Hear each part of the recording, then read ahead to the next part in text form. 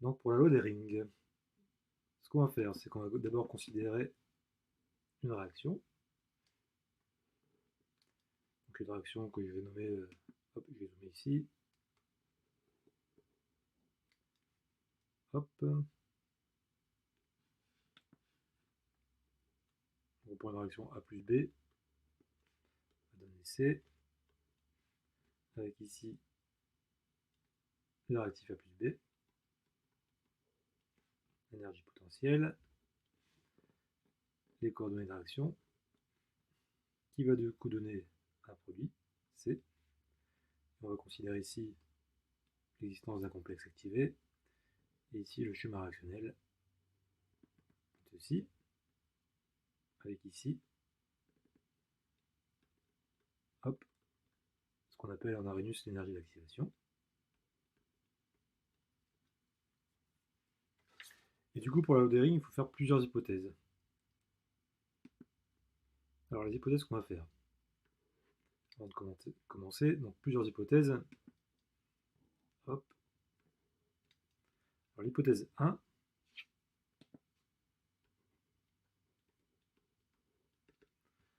c'est-à-dire que c'est une hypothèse de non-retour. Alors, une hypothèse 1 de non-retour, qu'est-ce que ça veut dire? C'est-à-dire que le produit, la réaction chimique A plus B va donner C, ne peut se faire que dans le sens de création des produits. Parce que dans la loi d'Arrhenius, on a une hypothèse qui dit que la réaction peut se faire dans les deux sens. À partir du moment où on apporte suffisamment d'énergie au système, on peut passer de C à A plus B ou de A plus B donne C. Donc là, pour l'hypothèse de non-retour, c'est qu'une fois que la barrière d'activation qui est ici est franchie, alors on ne peut aller que du côté des produits. La deuxième hypothèse,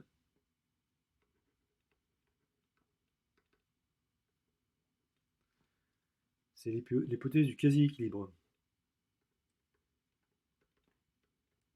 Alors le quasi-équilibre, ça veut dire quoi? Ça veut dire qu'ici, on va avoir l'apparition d'un complexe activé, qui n'est pas stable, hein. Donc, du coup, on le met entre crochets comme ça. Et l'hypothèse du quasi-équilibre, c'est-à-dire que le complexe activé peut soit migrer vers la création des produits ou évidemment la production des réactifs. Et on dit que le complexe activé est quasiment en équilibre, ce qui nous permet ensuite de déterminer une constante thermodynamique d'activation du complexe. Donc c'est cette hypothèse-là qui nous permet de calculer une constante d'activation. Et enfin, on va faire une troisième hypothèse.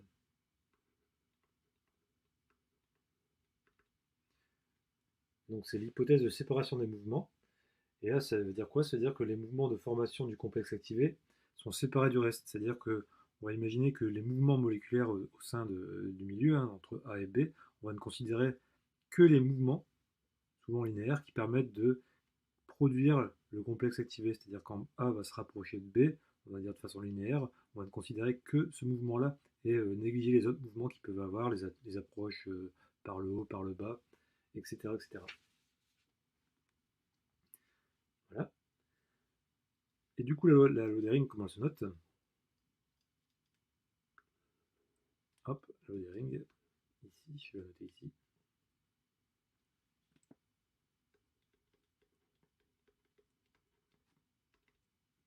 Hop, je vais la mettre ici. Alors, elle se note. Donc, la constante de vitesse de formation du complexe est égale à Kb fois T, donc la constante de Boltzmann, divisé par la constante de Planck, fois des termes ici qu'on va expliciter après,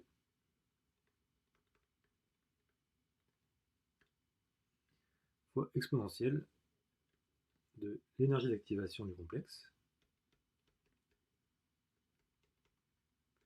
sur RT. Alors c'est quoi le terme ici? On a un terme ici d'énergie d'activation, hein, donc c'est la barrière énergétique qu'il nous faut apporter au système pour pouvoir arriver ici dans sur la montagne qui permet de créer le complexe qui ensuite va donner le produit. Et ça, c'est ce qu'on appelle des termes Ce sont des termes qui sont propres à la molécule, ici, au complexe, pardon, et ce sont des termes qui regroupent des énergies, les énergies de vibration, les énergies d'élongation de, du complexe activé et des molécules A et B. Donc ce sont des termes énergétiques qui peuvent être analogues à l'inverse d'une concentration d'ailleurs. Et du coup, ce qu'on fait souvent, c'est qu'on travaille en solution aqueuse. Donc là, ce qu'on voit déjà, c'est que ça ressemble un peu à la loi d'Arrhenius. Hein. Donc en solution aqueuse, on a comment dire, une autre façon d'écrire les rings.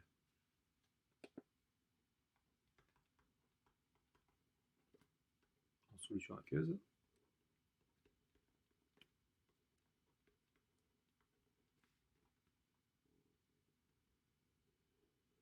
parce que ce qui nous embête dans cette formule-là générale-là, ce sont ces termes-là qui sont des contributions de la molécule.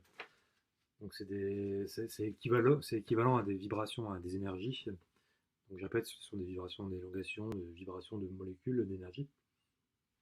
Et donc ça, c'est dans un cas général, ça s'utilise bien quand on est en phase gaz. Et nous, comme on travaille souvent en solution aqueuse, on va travailler sur le loading et surtout à quoi elle sert en solution aqueuse. Alors pour ça, ce qu'on va faire, c'est qu'on va prendre un exemple un peu fictif. On va prendre un produit A plus un produit B. Hop. Qui va donner la formation du complexe activé. Comme ça. Et ce complexe activé, donc ça c'est les réactifs, va donner le produit P. Donc là on a les réactifs, le complexe, le produit P. Comme on est dans l'hypothèse de nos retours, on a la formation du produit P exclusivement, auquel on peut adosser ici une constante de vitesse, qu'on va noter K du complexe activé. Et ici, vu qu'on a un équilibre entre AB et le complexe activé, on peut déterminer une constante, constante d'équilibre. Voilà. Alors la première chose qu'on puisse faire, c'est déjà exprimer la constante d'équilibre qui est ici. Donc la constante d'équilibre qui est ici, hop.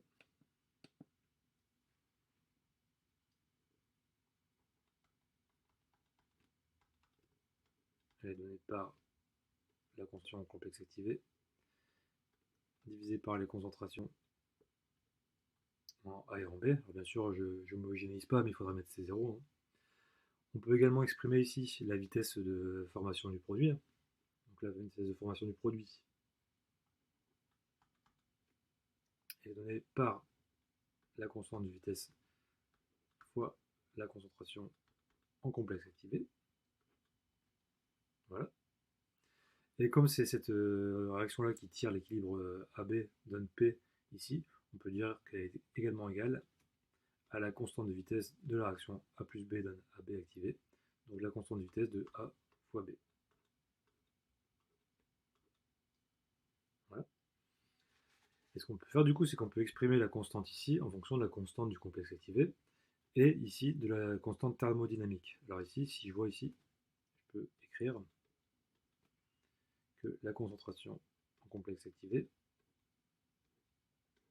est égale à constante thermodynamique fois B. Hop.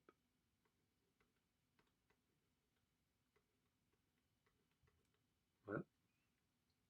Et du coup, je peux injecter cette formule-là ici dans la formule, qui est ici.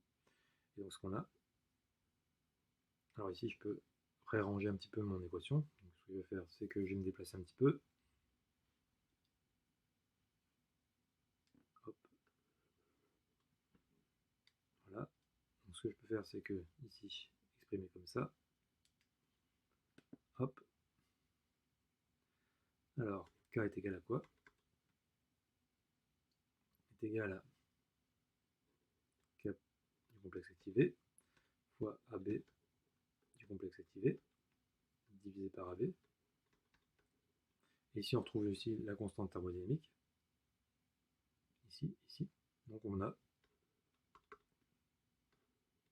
la constante de vitesse de la réaction de A plus B qui finalement va donner le produit, va nous donner la constante de vitesse du complexe activé fois, ici, fois la constante thermodynamique de formation du complexe activé.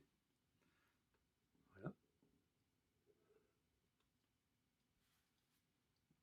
Et maintenant, ce qu'on va faire, c'est qu'on va faire une nouvelle supposition. Hop. Ici.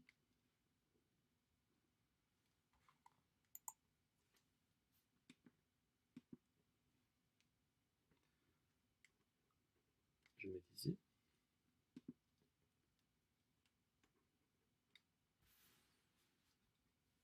Alors je vais écrire d'abord la supposition et je vais expliquer après. Alors, on va supposer que la constante thermodynamique de création du complexe activé est égale à 1 sur 1 moins exponentielle moins h nu sur kBt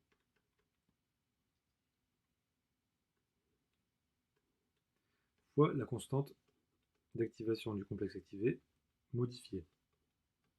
Alors ça veut dire quoi? Ça veut dire qu'on va considérer ici que le complexe activé se forme via une vibration d'élongation et que cette vibration d'élongation est donnée ici par le terme qui est là. Donc ce terme-là correspond à une vibration d'élongation.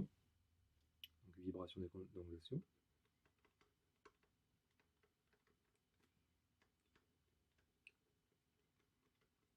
Et du coup, on peut exprimer ici la formation du complexe activé par son terme en vibration d'élongation. Donc c'est le terme, ça homologue au terme qu'on peut voir ici. Ici. Donc c'est un terme énergétique de vibration d'élongation. Et corrigé par une constante thermodynamique K complexe activé prime.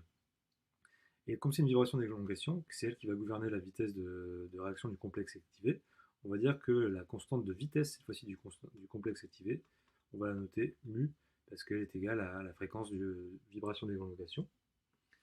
Et là, on peut essayer de simplifier un petit peu pour voir où est-ce qu'on va en venir. Donc là, ici, on a ce terme-là, h nu sur kBt, qui est très petit devant 1. Donc lui, il est très petit devant 1, c'est une supposition qu'on va faire.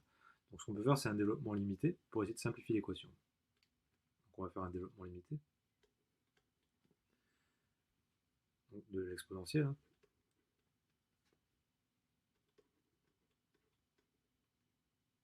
Donc là, c'est la constante de Boltzmann et la température.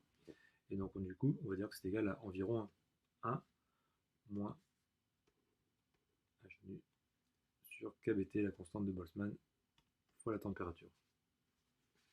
Et donc là, on va reprendre ensuite ici notre expression qui est là, et essayer de remplacer ici le K qui est ici par la nouvelle constante thermodynamique corrigée par le terme de vibration d'élongation. Voilà. Donc ici, je peux mettre mon développement limité là-dedans. J'ai ça, je vais inclure mon développement limité là-dedans. Et donc j'obtiens que, hop, je vais zoomer un petit peu,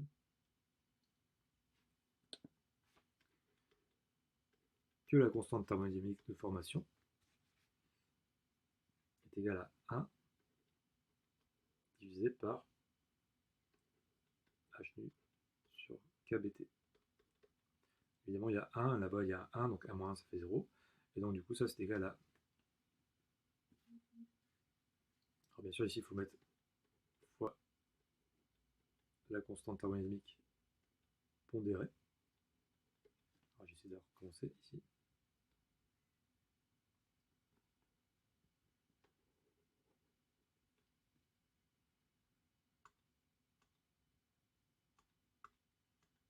Voilà.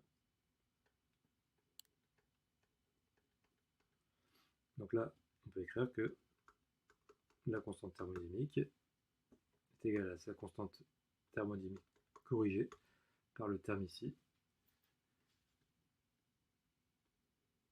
B fois T sur H nu.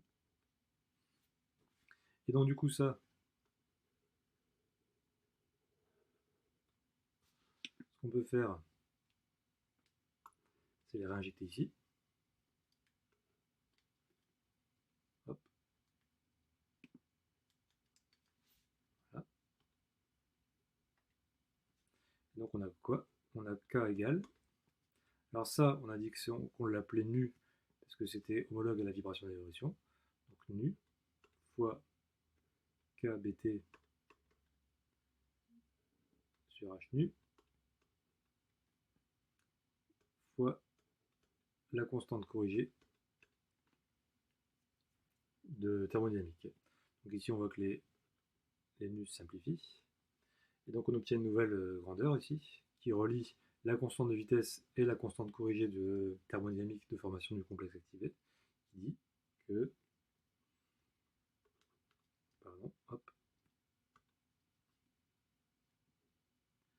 la constante de vitesse est égale à kBT divisé par H fois la constante thermodynamique corrigée. Et donc on a bien ici une relation entre la constante de vitesse et la constante thermodynamique vraie parce qu'elle a été corrigée d'un terme qui permet de prendre en compte les vibrations d'élongation. Et donc on a ici une relation dont on va se servir après. Hop. Alors comment on va s'en servir? Je vais m'en servir ici. Ici on va maintenant faire un peu de thermodynamique et on va dire on va utiliser l'expression de la constante thermodynamique en fonction de l'enthalpie libre, qui dit quoi? Qui dit que ici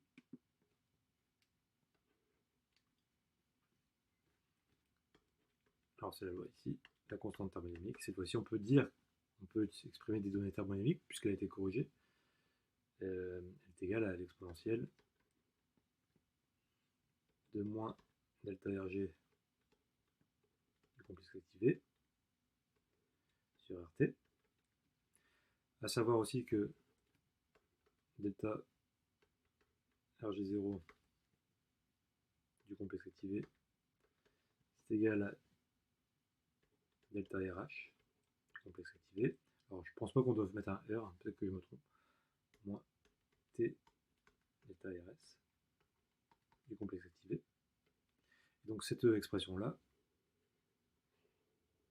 je vais la mettre ici.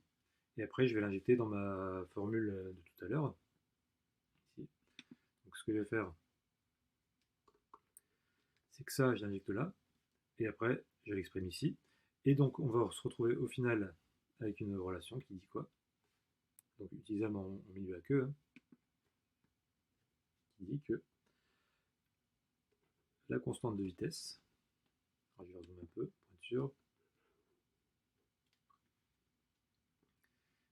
est égale à du coup la constante de Boltzmann fois la température divisé par H, la constante de Planck. Alors si on veut vraiment être homogène, on doit y mettre ici un C0 fois exponentielle, donc ici l'exponentielle de tout ça. Alors si je réarrange un petit peu, il suffit de faire un petit calcul, hein, c'est-à-dire ici il y a un t qui va se simplifier avec le rt, donc l'exponentielle de delta rs du complexe activé divisé par r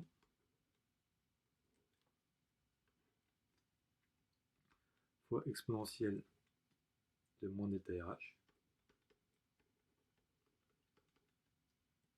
sur rt de formation du complexe activé. Et donc là, ce qu'on a, c'est la loi d'Hering qui nous intéresse en solution aqueuse. Et donc, qu'est-ce que ça veut dire? Donc là, ici, on a un terme ici qui ressemble à l'énergie d'activation dans la loi d'Arrhenius. Alors, c'est un terme d'enthalpie. C'est le terme enthalpique ici qu'on retrouve dans l'énergie d'activation du complexe activé, hein, c'est-à-dire quand je prends ici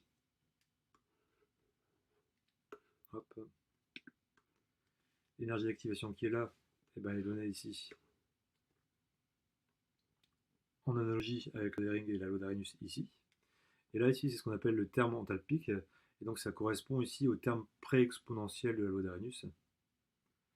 Donc c'est le terme pré-exponentiel.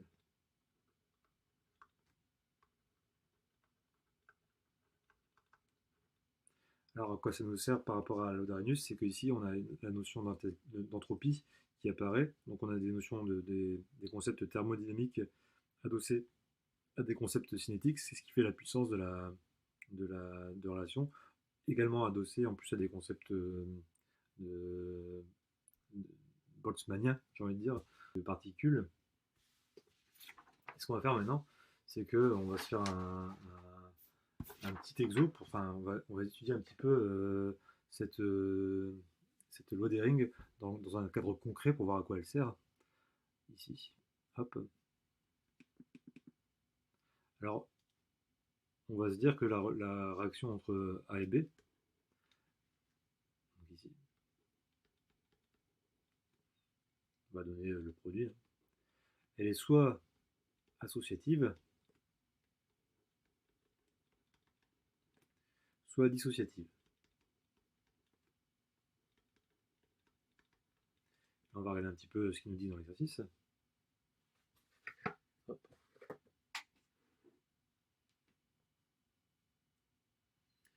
Alors, ce qu'on va faire, c'est que là, donc c'est une réaction fictive, hein. Donc là, dans l'exercice, ce qu'il nous disait, il nous disait que la théorie de l'état de transition est souvent utilisée pour recueillir des informations concernant un mécanisme de réaction, par exemple une action enzymatique, hein. L'étude de l'inactivation thermique d'une aminotransférase conduit au tracédérine suivant. Cette enzyme catalyse une réaction de transamination, c'est-à-dire une réaction entre un acide aminé et un alpha-acétoacide. Et qu'est-ce qu'ils disent? Ce type de tracé nous renseigne sur le mécanisme réactionnel de l'inactivation thermique. Les deux portions de courbe sont ajustées selon une relation affine. Donc là, c'est juste une retranscription qui nous arrange de la loi d'Hering. On regroupe dans le tableau ci-après les valeurs de A et B obtenues grâce à cet ajustement. Et donc, on se demande de déterminer quel est le signe de l'entreprise standard d'activation, delta RS, pour ce mécanisme. Et on va se demander pour quelle température on a une réaction qui est de type associatif ou dissociatif. Alors du coup, si on fait des petites recherches ici sur les abscisses et les ordonnées, on a ici 1 sur T. Ici, on a ln de HC sur KBT. Donc en faisant des petites recherches, on voit que le terme qui est là ici, c'est le terme anthropique, S, ici, le terme anthropique. Voilà.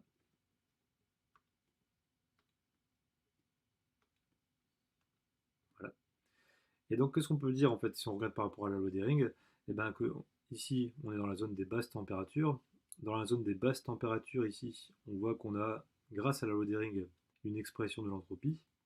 Et on voit qu'on a une entropie négative. Donc aux basses températures, on a un réarrangement, une diminution du désordre. Donc on voit que la réaction est plutôt de type associative à basse température. Alors comment on le sait? Bah, ici, associative, c'est-à-dire diminution d'entropie, et on peut accéder à l'entropie qui est ici grâce à ce tracé-là qui est issu de la loi d'Hering. Donc la loi d'Hering, qui est une loi de vitesse, nous renseigne aussi sur des paramètres thermodynamiques. Et on voit qu'à haute température, on a l'entropie qui est positive, donc on a une augmentation du bordel. Donc j'aurais pas dû écrire ça ici comme ça, parce qu'on parle ici de notre réaction. Et donc ici à haute température, on est plutôt dissociatif. Donc c'est dissociatif à haute température, et à basse température, c'est associatif. Je répète, c'est ça l'intérêt de la loi d'Hering, c'est que on a accès à des termes thermodynamiques en étudiant des cinétiques de réaction. Voilà.